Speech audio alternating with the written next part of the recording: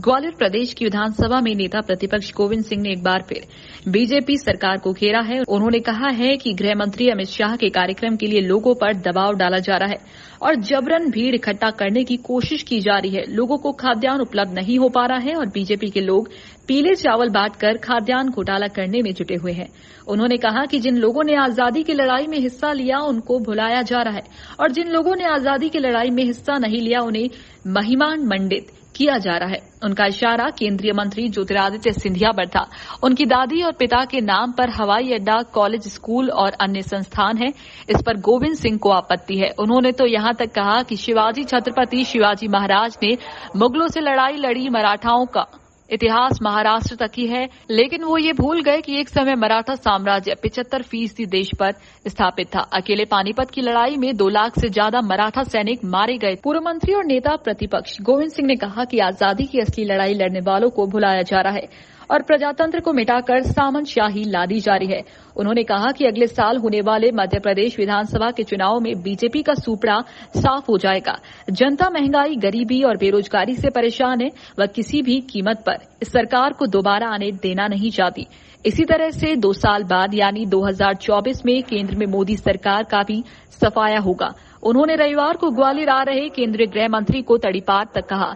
भोपाल में अपने पूर्व बयान पर कायम रहते उन्होंने कहा कि उन्हें कांग्रेस छोड़कर बीजेपी में जाने वाले कई लोगों ने अपनी व्यथा बताई है और पैसे नहीं मिलने की बात कही, लेकिन वह उन लोगों के नाम ही नहीं बता सकते।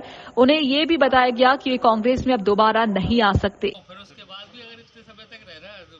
भारतीय जनता पार्टी की सरकार दोबारा हिंदुस्तान में प्रजातंत्र समाप्त करके तानाशाही लाना चाहती है। हर जगह राजा महाराजाओं को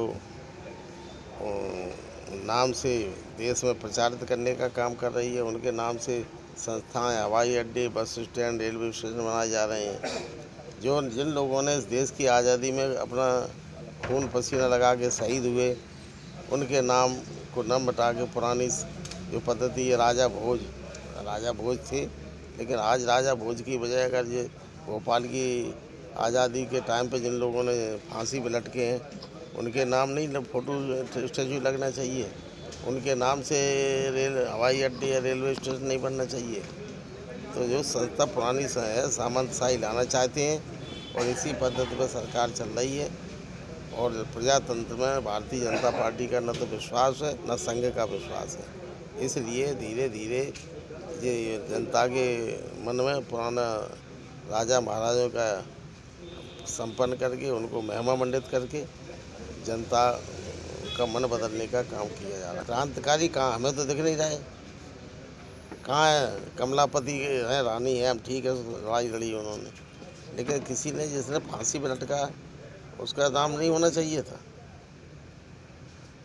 राजा भोज जिन्होंने भोपाल की आज़ादी में जिन्होंने कई लोग जेल में गए, वहाँ फांसी पे लटकाए गए, उनमें किसी का नाम दे देते। जिसका इतिहास भुलाया जा रहा है।